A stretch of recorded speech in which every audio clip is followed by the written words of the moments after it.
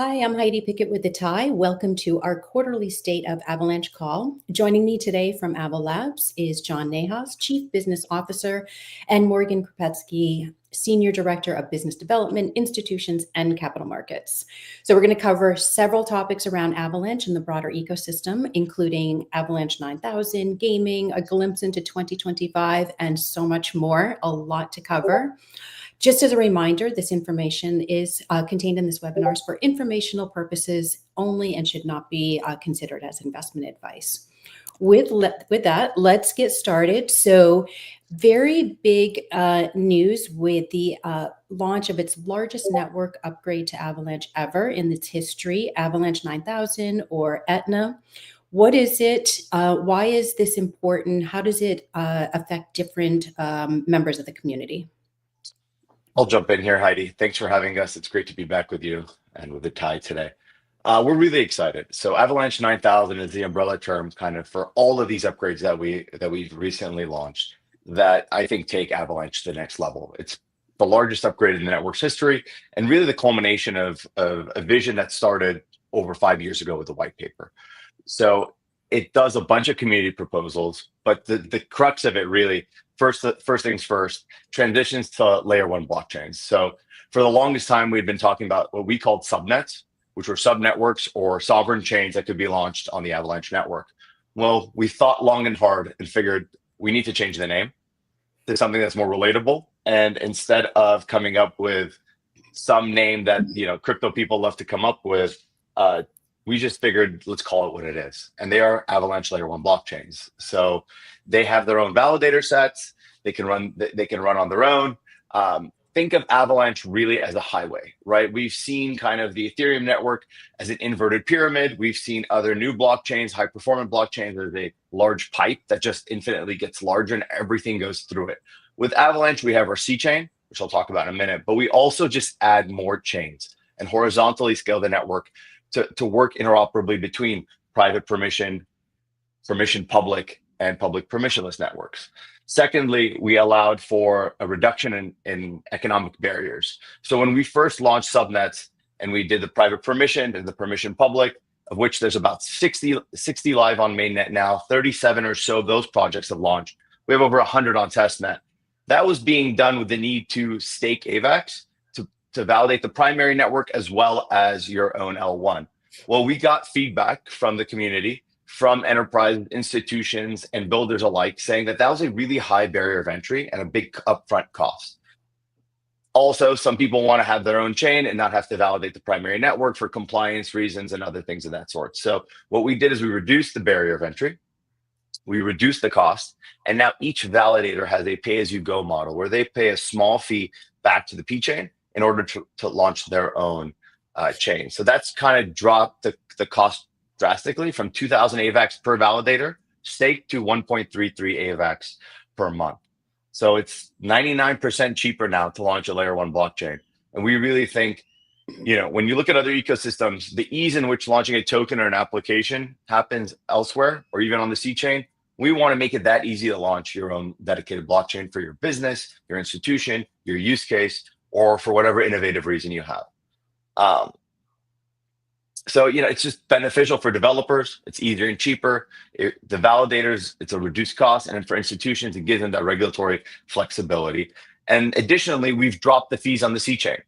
So we had such a focus for such a long time on launching these chains. We went back now and improved the C chain by lowering fees by 25x. So we are one of the most cost-efficient EVMs out in market, layer one EVMs out there. We're competing with everybody else on fees, which makes it more competitive to do so. And the C chain, you can think of it really as a hub for the rest of the Avalanche ecosystem. It's a liquidity hub. It's a data hub.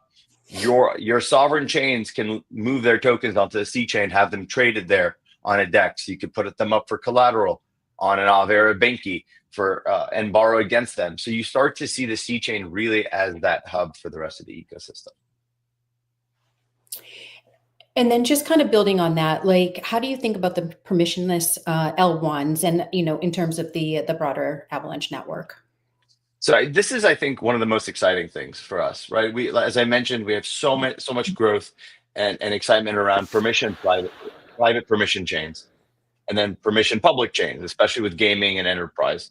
Public permission chains, permissionless chains were really what we were waiting for. This fills the full vision, right? When you look at other systems that are traditionally enterprise systems, they live in a silo. They don't benefit from the innovation happening elsewhere, the assets that live elsewhere, and that interoperability.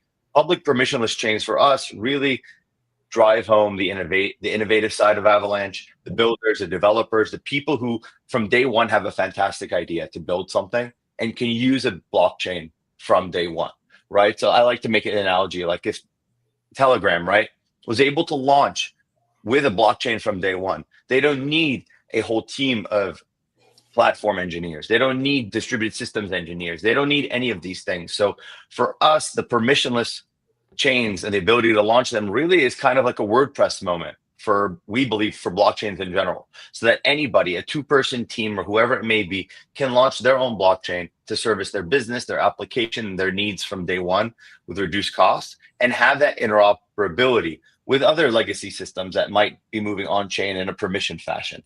But also, as we've seen now with the new administration and a new rebirth of crypto innovation and hopefully better compliance and regulatory regimes, people that traditionally would have launched private permission can become permission public, and now maybe in the future become public permissionless. So there's a graduation effect there that we can see, but we can also see people that are just genuinely innovative launch their own chains without that huge engineering overhaul and cost and all the things that traditionally would be daunting for a layer one blockchain. Maybe, John, just to also just add to some of that, and hi, Heidi, thank you for having us.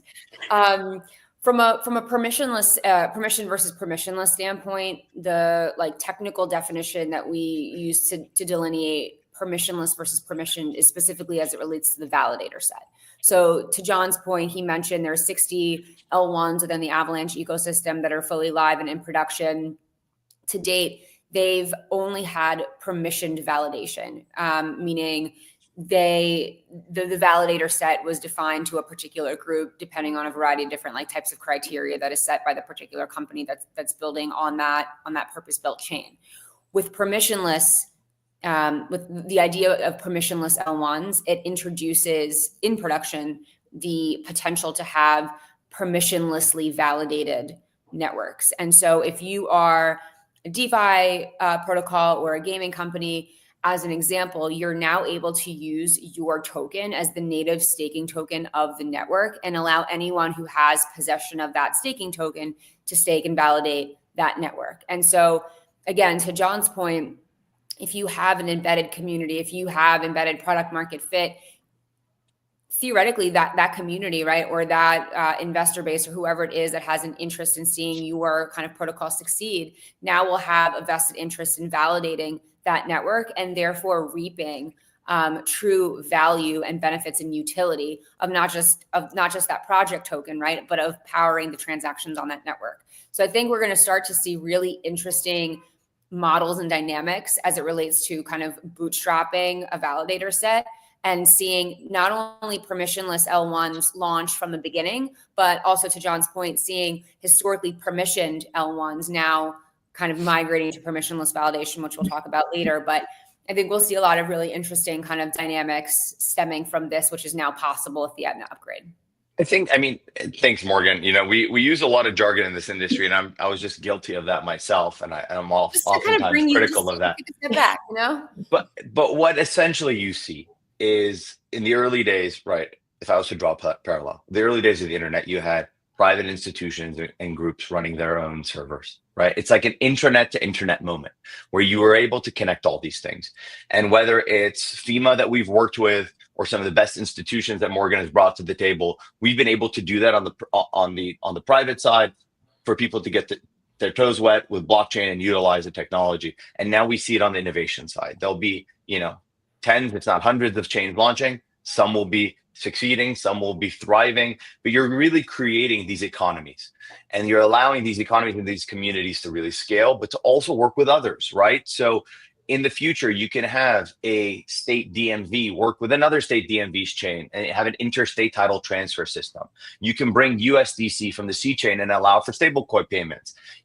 By opening up what's possible and having private and permissioned and public and all this great stuff work together without being kind of siloed, you're allowing for new innovation, new connections, new asset classes to arise. And we're really excited about it. I really think it's what the industry, for the most part, has kind of been missing, of connecting all these different things on a technology layer that allows for real innovation and growth. Yeah, super exciting. I feel like the industry has been like talking about it for so long, and now we're finally seeing it happen. So excellent to see happen with Avalanche and by Avalanche. So, along with Avalanche 9000, I know the Avalanche Foundation also created the Retro 9000 grants program. Can you share highlights of what that program is all about? And it was kind of interesting because they're supporting retroactive grants as well, is my understanding. So, we oftentimes work with great teams, and we support them with, of course, BD support, with engineering support, and with financial support, whether it's in the form of grants, user incentives, investments, whatever it may be. That's really the way the industry has kind of worked for a long time. And with the Retro 9000, the Avalanche Foundation took, I think, an innovative approach. Instead of come to us or come to them or somebody and get help, it's here's a program. The rules are set. They're predefined. It's not about relationships. It's not about who you know and how you get in touch with somebody. It's really there's a criteria that's there. It incentivizes innovation, and with preset criteria, community engagement, right? So the community gets to vote on what they want to support and what they want to help and where they think innovation is coming from and where it's most impactful. And by doing it kind of retroactively, you're rewarding action rather than kind of incentivizing action, right? You're incentivizing previous action that's been done, innovation that's come to the table. And there's a public leaderboard, so it's kind of fun. It engages the community, engages builders. It allows, to Morgan's point earlier, these communities that are forming to support themselves and get other people to join them. And it just creates a flywheel of support that we think is very helpful. Interesting. Morgan, would love to hear from your perspective and your role just in terms of Avalanche 9000, and what does that mean for institutional involvement and future adoption? Sure. I think this is kind of already covered, but just to maybe emphasize it, some of the feedback that we were hearing, not just from founders, but from institutions as well, was around the requirement such that if you were a validator of what was then called the subnet, you also had to validate the public permissionless network, which included the C chain. And so that, and at the time, and frankly, maybe this will even change post-election in the US, but at the time, that was really a limiting factor in that, especially banks couldn't get comfortable with validating kind of permissionless transactions. And so from an Avalanche 9000 at an upgrade standpoint, that requirement is no longer the case, right? So if you are an L1 validator, you can validate the primary network as well, but you don't have to. And so that, I think, removed a very big kind of barrier to entry from especially, again, the banking side of things. And from an economic standpoint, obviously just reduced that kind of that upfront cost to a very minimal cost, which from an institutional or enterprise standpoint can be paid in fiat through whether it's Avoc Cloud or other types of infrastructure partners. So we are very excited about it because I think it just really opens the door for kind of bringing TradFi more and more into kind of leveraging public infrastructure, which again, I think post-election now a lot more, banks are now kind of considering leveraging the tech as well. So I think between those two things, I'm very excited in terms of what that means from an institutional adoption perspective. Just to add to that, right? I think what really matters here and to highlight is that this gives whoever it may be, an institution, an enterprise, or builder, the flexibility to build the best system that serves their need, right? If you want to validate the primary network and you want to be part of that and you want to earn the rewards of staking, then you can.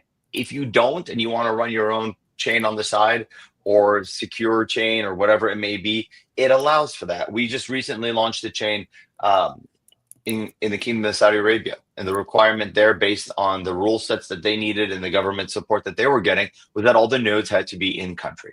So you have their nodes running on servers in Saudi that allow for them to run their own chain, They don't have to worry about anybody else, anything else, and deal with things that may or may not be compliant. I use that as an example because it just allows for the flexibility to go from wherever you need to, right? And we know this in working with institutions. Some go all in from day one, and some need to crawl, then walk, then run, and then eventually maybe fly.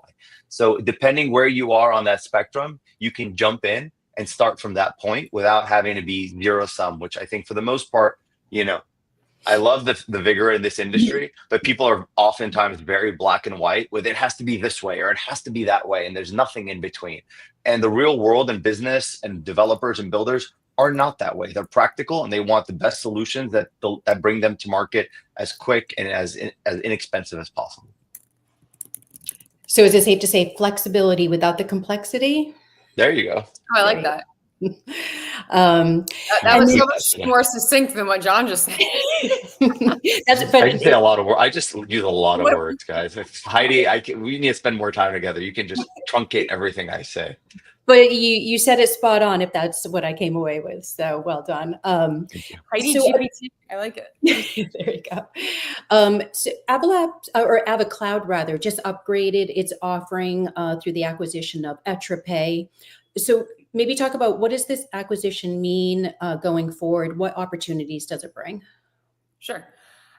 So just as a kind of refresher, AvaCloud is an infrastructure offering. You can kind of think about it as blockchain as a managed service. It's a lot of the capabilities that John was referencing kind of throughout this session so far in terms of enterprises, governments, gaming companies, whoever it is who are building on their own purpose-built L1s. They don't necessarily need the deep blockchain distributed systems expertise in order to kind of spin up and maintain, manage, customize their own blockchain environment. There are infrastructure providers out there like AvaCloud and others who are able to kind of come in, understand the use case, customize, build, manage, and maintain for the client or with the client, just depending on what they want, that underlying L1 blockchain environment for them. So instead, they can focus on their core competency, which is their business, building an application that is for their customers, whether they're businesses or retail,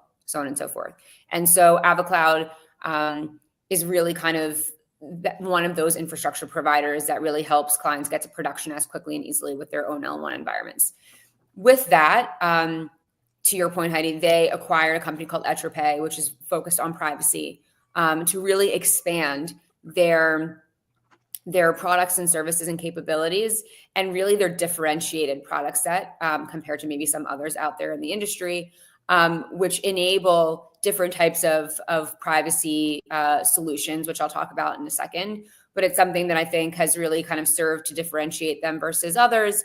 And it's something that from an institutional standpoint, at least, I've always believed that we're not going to really start seeing institutional levels of capital come into this space in terms of on-chain capital deployment until you have some kind of robust privacy solution that mirrors a lot of what exists in TradFi today, right? Like today, if you're working as a hedge fund or at a bank, inherently you, especially for like over-the-counter type trades, you can't see, or you're not a party to particular trade details, who's trading what is the directionality, right? Because then you're going to give away your edge.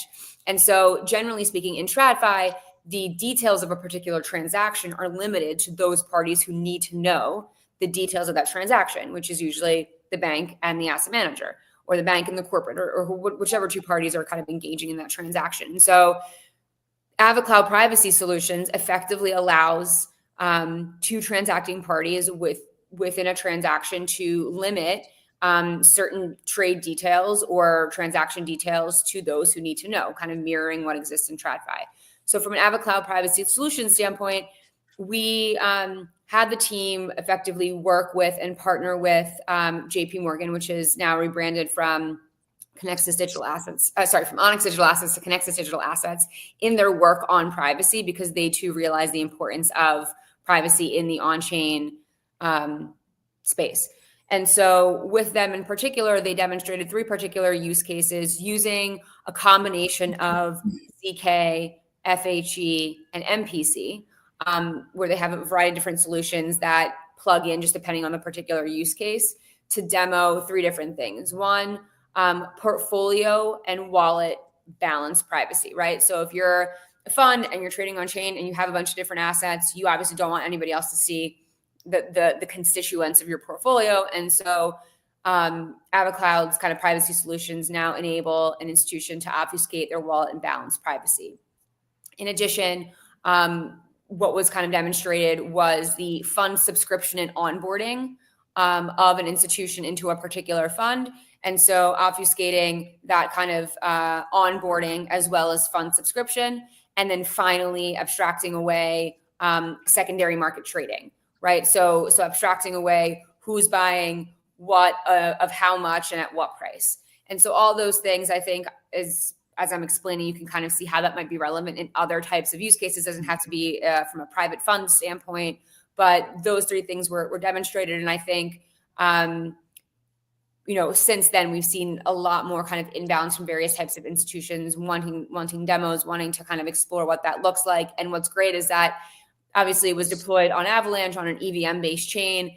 A lot of the solutions are applicable to kind of any ERC token, ERC20 token, which therefore you can kind of see how that could expand beyond to stable coins that are issued on Avalanche and other types of things. So we're really excited about the rollout of the suite of solutions, and really also excited just to see other institutions and partners within the Avalanche ecosystem leveraging those capabilities. Nice. RWAs continues to be a major narrative in the space. BlackRock, major player in digital assets, with arguably maybe the most successful Bitcoin ETF. They've been pursuing tokenization efforts through securities. What are they building on Avalanche with BUIDL and Elixir? Sure. So I guess a handful of months ago, Securities had announced that they were, they had secured an investment from BlackRock and that they were tokenizing a money market fund managed by BlackRock, or whose assets were managed by BlackRock, in a new fund called BUIDL that was first launched on Ethereum mainnet. Since then, BUIDL has been issued, or various BUIDL share classes have been issued, including a share class on Avalanche. Notably, the Avalanche share class has fees that are demonstrably lower than those on Ethereum mainnet. And so obviously we're very happy to see kind of the launch of BUIDL on Avalanche. But in addition to that, and I think as we kind of take a step back and think about our real world asset tokenization strategy, I get excited because we're really kind of taking like a two-pronged approach in terms of really working with partners to cultivate adoption. On the one hand, and this kind of speaks to the next point, is to the extent possible, really working with partners to integrate these assets into the world of on-chain DeFi. To date, it's not been uber easy because a lot of these assets are and represent securities. And so they're permissioned. You need to be KYC'd in order to access them and to trade them and to transfer them. And so we've been working with different partners to operationalize creative ways to really integrate these assets into the world of on-chain DeFi. So the most relevant example as it relates to BUIDL is our work with Securitized Credit and Elixir to basically allow BUIDL holders to pledge their assets as collateral, borrow against it, leverage what ultimately are Elixir-based stablecoins, and kind of enable deployment of those into the world of public permissionless DeFi, while still being able to earn interest on holders' underlying BUIDL exposure. So that's kind of one example of what that looks like. The other kind of prong is very much in like a B2B2C capacity, where we allow or we partner some of these on-chain builders with the likes of fintechs, neobanks, embedded finance players, those who already have distribution and clients, again, whether they're retail or businesses themselves, to allow to them to reap the benefits and have access to some of these tokenized assets without them even knowing or caring that they're tokenized, that they're using blockchain. But now from the client standpoint, they have access to these new product services capabilities that they didn't have before because they were using Web 2 rails, and now they're using Web 3 rails or are powered by Web 3 rails in the background. And it allows these businesses in turn to just wade into new markets, capture a wider client set. And that's the part that, frankly, I'm really excited about, because for as much as liquidity and users as there are on chain today, at the end of the day, the masses, whether they're institutional or retail, are still off chain. And so through these like integrations with traditional distribution channels is really where I think we're going to start seeing much kind of greater adoption. And so that was a long-winded answer to your Biddle question, but really an expansion into kind of how we're thinking about real world assets. Yeah, no, that's helpful and super interesting. And I mean, just, continuing along this like greater adoption route, I think it would be interesting to talk about Straits X and their use case in Southeast Asia for cross-border payments processing. Can you tell us a little bit more about that, and particularly what they're building through Alipay on Avalanche? Sure. And I think that it's actually a good thread to kind of how I ended it with, in that Straits X, in conjunction with their partnership with Alipay Plus and Grab, is another example of this integration with quote unquote traditional Web 2 distribution channels, right? Like I consider this is around stable coins. I consider stable coins real world assets. And it's just another example of kind of how we reach the masses. But in particular, Straits X, they were using Avalanche, and specifically an Avalanche L1, to ultimately enhance cross-border payments throughout Southeast Asia through their collaboration with Alipay Plus. So again, they used an Avalanche L1 as the underlying kind of blockchain layer. They use stablecoins, in this case, Straits X's stablecoin XSGD, and a smart contract concept known as purpose-bound money. And through this combination, they're ultimately able to facilitate faster and more secure transactions for tourists using Alipay Plus at various GrabPay merchants. And so it really allows tourists to kind of be able to spend in a much more efficient, faster, more compliant, and kind of secure way. And it really, again, aims to kind of simplify the whole experience in spending in Singapore. The last thing I would add is through purpose-bound money, which is a concept I think that came out a couple years ago from either MAS or BIS. It really lets funds be directed towards specific purposes without requiring the stablecoins themselves to be programmed. So here, Alipay, or the users can effectively use whatever preferred wallet they have. They leverage Straits X's, it's very hard to say, XSGD stablecoin, and then merchants can benefit from lower processing fees, and then again, ensuring that transactions are secure and compliant. But it's important to, again, note, this is another example, not just of the integration with traditional distribution channels, but the leveraging of an Avalanche L1 in this case. And we can kind of talk about why that was interesting. But we're really excited, I think, to see this initiative really grow and expand in the coming months. Just want to add to that and to what Morgan highlighted, right? When you start to look at kind of adoption and global adoption and proliferation of real world assets, particularly when it comes to FX, right? Different countries, different currencies are going to need their own rails. They're going to need their own environments that allow them to have the flexibility to do things cross-border and everything else. If I was to draw a parallel, when we move USD around in the States, you might be moving it on Zelle or PayPal or Venmo or whatever it may be. You might be using ACH, you might be using Fedwire. If you're moving it to Europe, you might be using SEPA. There's so many traditional rails that currently exist in the incumbent system. The idea that a single rail can take on all these different assets, all these different use cases, all this different programmability and interoperability and nuance that exists in the real world.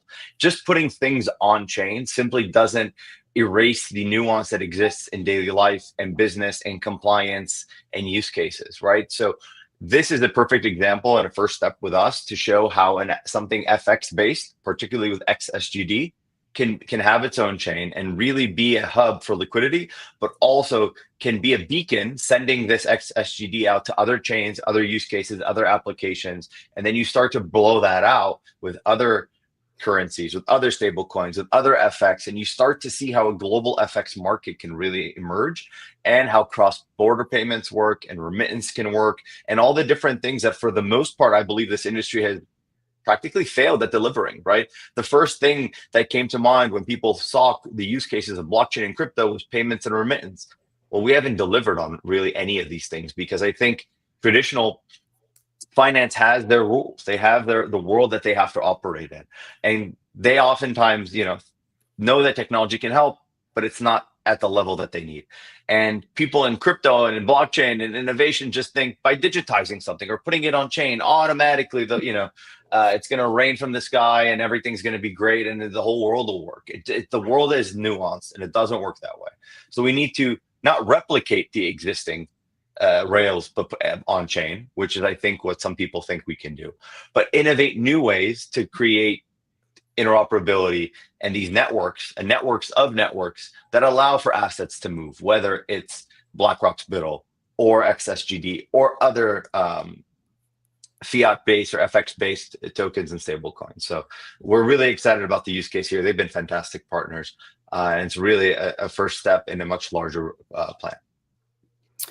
And kind of continuing on this theme and maybe closing out this section, but going from Southeast Asia to Latin America, curious to hear about Lidio's dollar-based product offerings through OpenTrade. What are they building, and how might this offering be appealing to countries around the world?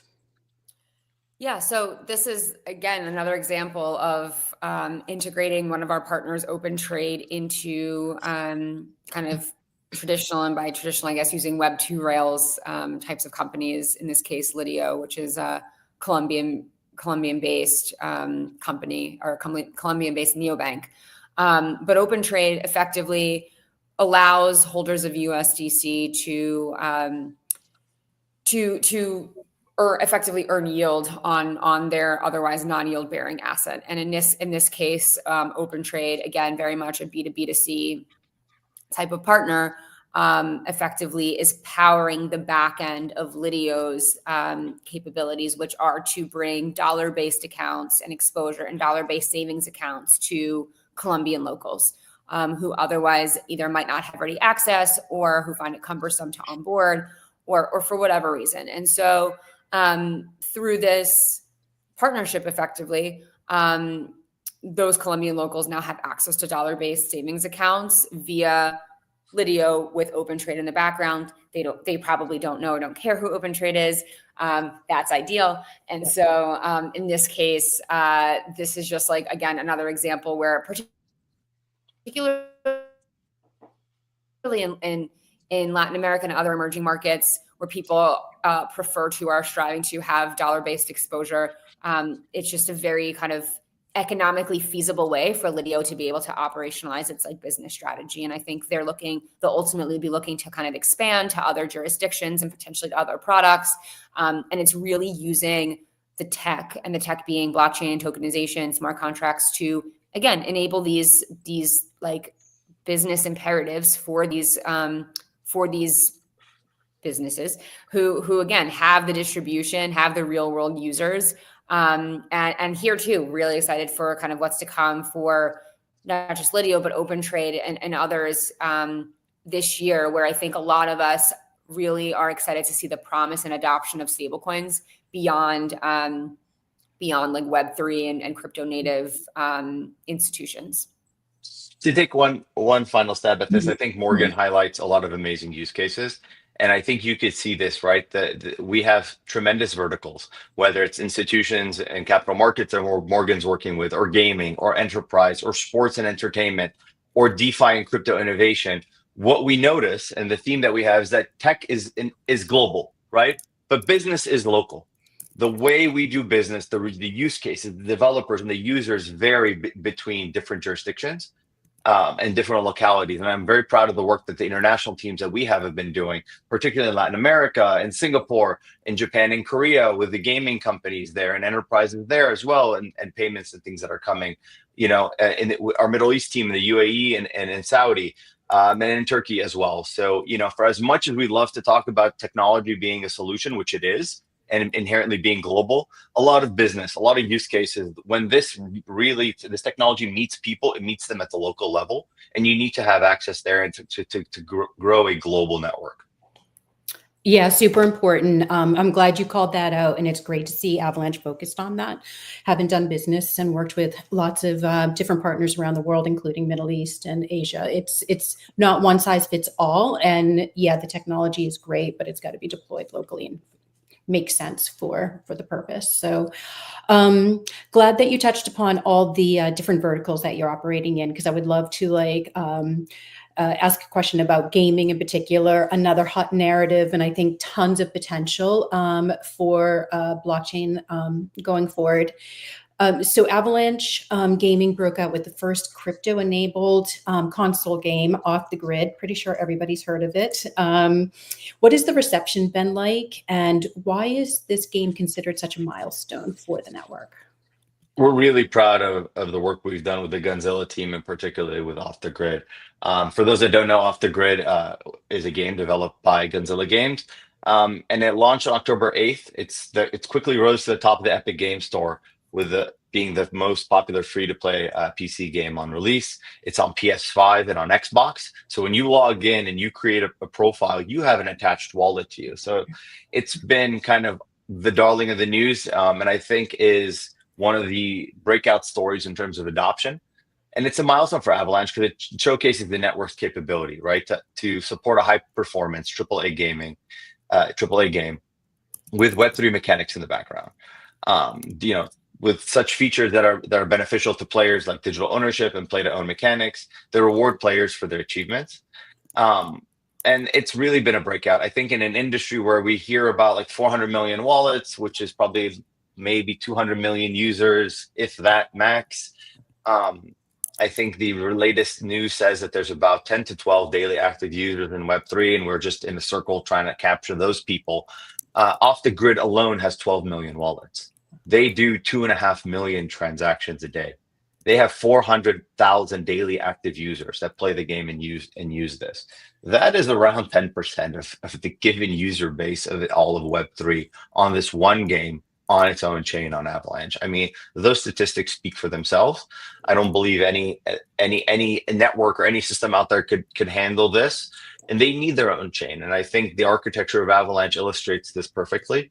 And these aren't bots. These aren't metrics that just are created. You need to log into the game to create a wallet. So these are real human beings spending hours playing games, sometimes not even knowing that there's a blockchain on the back end enabling this functionality. And it's just shows, the growth that we've been having there, and we're really proud of the work that team is doing, and excited for them to go to mainnet, hopefully pretty quickly. So. And what else are you excited about, or what should we be paying attention to when it comes to gaming on Avalanche? So in addition to Off the Grid, we're very excited about MapleStory's Nexon's MapleStory universe. That's an old IP that has a global following and a global user base. Kudos to our team in Korea for working with them, and our gaming team as well for a long time. It's exciting to see MapleStory and Avalanche because they're expanding into Web3 and allowing players to create their own content within the game. The integration offers kind of user-generated content possibilities and rewards players for that creativity. And by building an Avalanche L1, they're going to have a secure and efficient ecosystem that's specifically tailored to their needs. We know that they've talked to tons of teams, and that eventually they always ended up coming back to us and working with us. So in addition to Off the Grid, MapleStory Universe is doing great stuff, as well as Beam. Beam is an L1 specifically designed for Web3 gaming development and gameplay. That was launched by Merit Circle DAO, which is a gaming DAO with over 60 partner games. They recently did a very successful node sale, so that's going to be a public permissionless chain. Participants in the DAO will be able to run their own validators, be part of the community and the ecosystem and the economy, and earning what's happening in that game. They raised over $70 million, something like that. So you can start to see how launching your own chain to support your game creates an economy around your community. There's a lot going on the gaming front, and there's parallels with institutions, right? When you look at gaming, effectively these enterprises, right? And they're big established companies, and they do their diligence on who they want to work with and the tech that they want to use. And we're really proud of the fact that the platform that we've been supporting and pushing has caught on with them, as well as the work that Morgan's been doing there as well. Amazing. So, blockchain has this power to be disruptive, hopefully in a positive way. Ticketing industry is another example of disruption and has been disrupted by like NFT ticketing, crypto-enabled loyalty programs. So how is this disruption providing new value to customers, and what are some of the major players building on Avalanche in this space? Yeah, I mean, crypto-enabled ticketing and loyalty programs delivered secure, fraud-proof digital tickets and really personalized digital fan experiences, right? So we're seeing this enhance engagement, provide transparency, and open new revenue opportunities with teams, with stadiums, with creators across the board. We're proud to have a great number of NFT ticketing projects on Avalanche. TixBase is a great team that's been natively building on us. They just did a 5-year deal with a Turkish ticketing leader, Paso, which is like the Ticketmaster of Turkey. They manage over 25 million tickets annually, right, on their Avalanche-based blockchain ticketing platform. And they do a lot of Turkish sports leagues like UEFA Champions League and a bunch of other stuff. So TixBase has been doing fantastic. We've been working with SI Tickets, Sports Illustrated Tickets. They recently just announced a 13-year deal to take over the New York Red Bull Stadium. So it's now the SI Stadium. So all of the ticketing for the entire stadium is going to be NFT ticketing powered by SI Tickets on Avalanche. So they'll have dynamic digital tickets that'll, again, enhance fan engagement. They're going to do fun stuff around it. Eventually, maybe allow for some digital payments. And that's the first blockchain ticketing partnership with a major US team in the US. And then we've also been working with the Cleveland Cavaliers to create their Cavs Rewards, which is a loyalty program powered by Uptop on Avalanche. So fans will earn on-chain achievement badges, quests, engagements, VIP experiences, and really use those Cav points, which effectively are tokens, to create that community engagement factor and make that into an economy as well. Wow. And another narrative that Avalanche seems to be taking advantage of is the DePIN narrative. And so Uplink is going to launch the first Avalanche L1 DePIN. What is Uplink, and why why did they choose Avalanche from your perspective? And what makes Avalanche a good blockchain for DePIN projects going forward? So we saw the rise of DePIN over the last year, and it's been exciting to see digital physical infrastructure take hold and really decentralize a lot of these things and bring in communities that otherwise would be underserved or underutilized, and building economies around these things through digital ownership. This needs a lot of kind of throughput, right? You need if somebody is trying to do payments or connectivity or whatever it may be, they don't want to be impacted by an NFT mint or a meme coin or DeFi or whatever else may be happening. They need their own. It's a business, and a business needs its own environment in order to operate seamlessly without any interruptions, expected or unexpected. Working with the Uplink team was fantastic, right? I mean, I believe they chose Avalanche because of the scalability and interoperability and low transaction costs. And they're a decentralized connectivity system, right? They're excuse me. They're using emerging internet infrastructure. They're launching their own L1 in order to capture that ecosystem and utilize the technology. And it's the first DePIN layer 1 blockchain on Avalanche. And I think we're going to show how DePIN can really grow and proliferate when it has its own blockchain environment and its own L1 to do that. And they're pioneering decentralized internet connectivity by bridging traditional enterprise networks with community-driven models. Whether it's Uplink or a lot of the other guys we've been working with, DePIN, I think, has tremendous potential. And we've seen that on the narrative side. But once you really need to, again, tech and global, business is local. When you want to deliver real business solutions that are at scale, that are global, that need their own environment, I don't think there's a better solution than what we bring to market. It's funny, John, like sometimes people ask, like, what is Avalanche known for? And I love that there's like a cohort out there that are like, oh, Avalanche is the gaming network, and others think Avalanche is the institutional network. And then I think, to your point, there's like a growing kind of sentiment that Avalanche, and I won't curse here, but the Avalanche is the everything stuff chain or network. That things are, it's not just everything, but it's real stuff. And it's things that are kind of in production that are maybe take longer to build, and are more kind of like institutional and enterprise grade, including gaming. But it's the real stuff that is being built here that I think we're all really excited about and really focused on. But crypto innovation is also at that same level. Yeah. It's the same level of institutional grade, of enterprise grade. It needs its own environment. It's so innovative that it can't be fighting for block space and for resources and for attention with every other project that anybody else can launch at any other time, right? If you're a two-person team or a small thing, yeah, you can launch your asset or your application on any chain. Cool, right? That can happen quickly, and we see this come and go quickly, just like crypto narratives come and go quickly on Twitter or on X or whatever you want to call it, right? Like these things come and go really quickly, and every 3 months we shuffle into a new meta and a new narrative that just comes and goes because nothing has the ability to really stick because the scale is not there to deliver it. Yeah, our work takes a little bit longer, right? Enterprises, institutions, really innovative stuff, DePIN, AI, payments, whatever it may be, takes time, right? Building businesses takes time. The narratives can come and go, but the reality is when you're delivering things, and whether it's everything, I like to look at it as adoption. Adoption takes time because you're really building for that use case, for that adoption.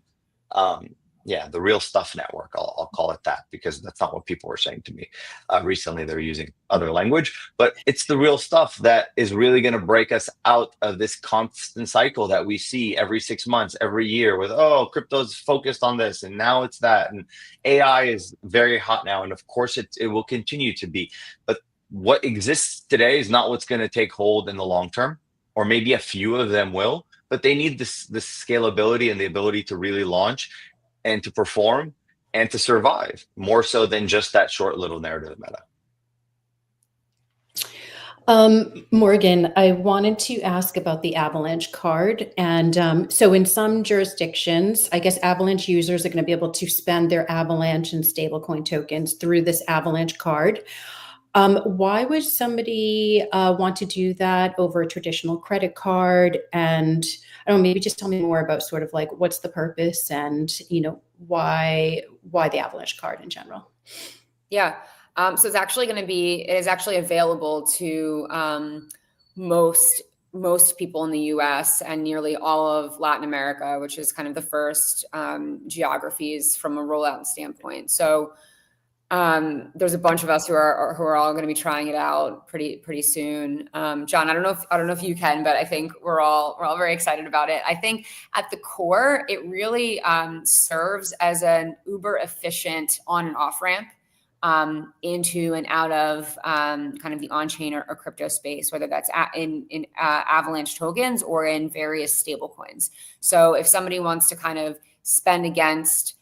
either spend against or draw down from their on-chain holdings, rather than having to transfer those holdings to a centralized exchange, then offboard them into fiat, they're able to directly spend, again, either drawing down or spend against them wherever Visa is accepted.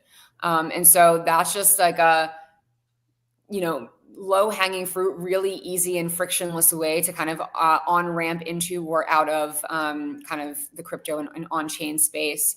And then related to that, there are anticipated kind of DeFi integrations that are slated to ultimately allow users to be able to kind of earn yield directly through the app, which ultimately, again, kind of enhances the card's financial flexibility. From a LATAM standpoint, that concept is particularly powerful, just especially given what we were talking about in terms of access to dollars. So I think we'll see a really large kind of take up in that region in particular. And also for larger purchases for LATAM locals, like plane tickets and kind of frequent travelers looking to save on international transaction costs, I think the card will really offer another compelling advantage, which is ultimately lower transaction fees. Which I'm sure a lot of people can kind of relate to. So I think between all of those things, it really allows kind of, again, this this real connection between the on-chain world and the off-chain world, and really will allow people to not have to think about this like manual offboarding process, which I think, or off-ramping process, which I think is really compelling. I don't know, John, if there's anything you would add to that. It's just a really cool looking card too. I mean, it's red, Oh, and it's it looks nice, cool. it's cool. It looks cool, it's fun. But look, I mean, this is what I was saying right earlier. Like the industry for the most part has failed on payments and remittance and all these other things because we still have to go from the digital on-chain world to the legacy banking world to real use cases on the ground. And this card just bypasses that, right? You can just take your card, you spend your on-chain holdings. You could, your dollars or your stable coins can be earning yield when you're not spending them at a higher rate than they do in a bank account. And you can just spend those stable coins or borrow against your existing holdings if you don't want to be selling them, and just spend them in an efficient manner and bypass the middlemen. The whole disintermediating intermediaries part becomes a little bit clear here when you're doing so with a physical card. It does look cool. I was on the website earlier today. One more narrative, and then before we get into a quick look into what we can expect in 2025, AI agents, hot new crypto narrative. And recently, the Avalanche Foundation announced a grants program, I think 15 million for the development of AI projects. How does Avalanche offer a differentiated solution? And are there any AI projects that you're most excited about? So, just like we mentioned, with every other industry and every other use case, in particular, AI is going to need their own environments in order to grow and thrive, right? We've seen kind of the increase in necessity for compute power to support this, even with DeepSeek and everything that's happening there, and the reduction of compute there. The amount of transactions, the ability for AI agents to operate on chain is going to be, I think, a growing not just narrative but real world use case. So many people have made the comment that AI agents will pay other agents using crypto and blockchain rails, right? In order to do that, you can just imagine the vast amount of transactions and scalability needed. So Avalanche, whether it's the C chain or your own chain for these use cases, is the natural place where agents on different chains can pay each other, move liquidity around, auto balance pools, do trades. You start to see these guys as kind of these AI agents as almost like the switchboard operators of a network, right? Moving assets across and doing all these great things. And kudos to the Avalanche Foundation for having the foresight to say we want to reward this work. Kind of like with Retro 9000, there's a process here. You applied, and unlike other things, this has a committee. So the committee has people that are AI experts, people from the foundation, people from infrastructure, and actually one of the committee members is an AI agent itself that has been trained on VC models and different models that the foundation incorporated into that to choose and support some of the best innovation that's being built on Avalanche. So, it's like everything else. We're giving the AI overlords their own infrastructure to run the way they see fit. Nice. Okay, we're running out of time, and I have a big question, but we definitely need to touch upon, now that Avalanche 9000 and the Etna upgrade is behind you, what's next? What is Avalabs focused on for 2025? Everything. No, I mean, look, I think what we do and what we're trying to do is to support top-down and bottom-up growth. I think you see some fantastic networks that do the top-down thing, and others that do bottom-up developer-only work. I think you need both. It's a lot more work and it's a lot more effort, but we're very keen on the top-down. And what I mean by that is, these billboard kind of use cases, and working with partners to show innovation, to show novel use cases, to show that the tech allows for these use cases to thrive and to be launched. And those things drive kind of a signal and give a billboard to the innovator, right? To the developers bottom up who are sitting at a desk thinking, I want to create the next killer app. I want to create the next great use case. And I think we've kind of failed to deliver on killer apps in the Web3 space. We've just been redefining the way things have done, but doing it on chain, by showing how an institution leverages blockchain and an enterprise uses blockchain, how DeFi is using blockchain, and how AI agents or gaming or all these things come together really give inspiration and show what's possible to the people that are innovating. So what I think we're going to be seeing is a handful, if not more, within each of these amazing verticals and each of these amazing jurisdictions, launching great use cases that then drive innovation from the bottom up for people to create their new applications and their new chains. And the ultimate vision and the ultimate picture that we're trying to paint is a network of interoperable L1s, a launchpad and a data and liquidity hub with the C chain that allows for the proliferation of blockchain technology and Avalanche L1s across all of these industries and localities that have interoperability and really deliver on the promise of blockchain. In the interest of time, I'm not going to add much because I think John encapsulated it all. But I would also maybe just highlight like everything that we talked about on this session in terms of what was announced and what did happen.